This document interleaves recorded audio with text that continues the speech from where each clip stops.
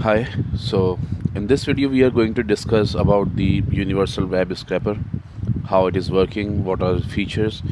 So this is the main GUI which I have created so far, and you can see a couple of things over here. This is the user input field where you can provide the URL for scraping.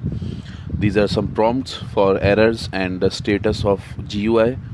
This is a start button which you can click after putting the link over here, and there is a show data button as well as the show save data which you can see the data already saved in the database. So let's begin with the save data first. So when you click it, you will prompt with a new window. Over here there is a button drop down where you can find the save data links.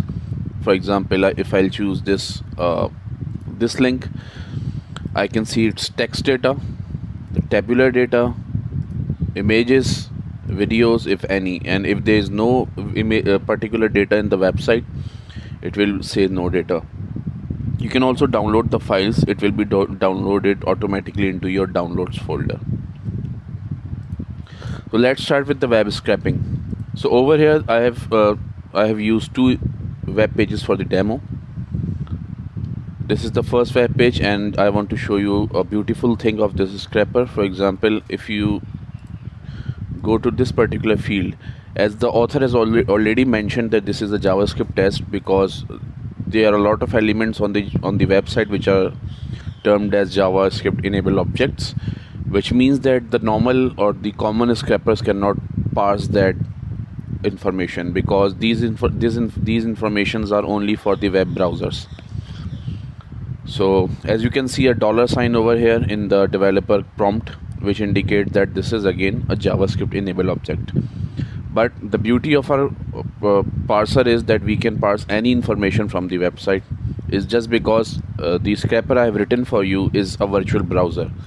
I will also show you the code, not in this video particularly, but when you will receive the code, you can see in the codes with the documentation that the scraper I have coded for you is the virtual browser. So whenever it opens a link, the server where the link is or the codes of the website are hosted, they suppose that the requested client is a browser and not a particular scraper.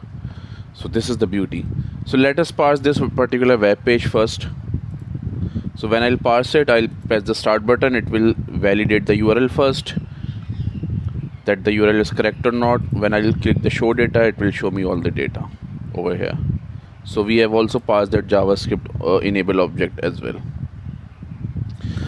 I can see the tabular data, and if there are multiple tables on the website, they will be termed as table 1, table 2, etc. Media, there are images, videos if any. There are a couple of more options. As you can see, you can save this data into a database. You can see changes. How we can see the changes? For example, if you have saved the data from any particular link into the database by clicking this button, which I have already saved, that's why I'm not saving again.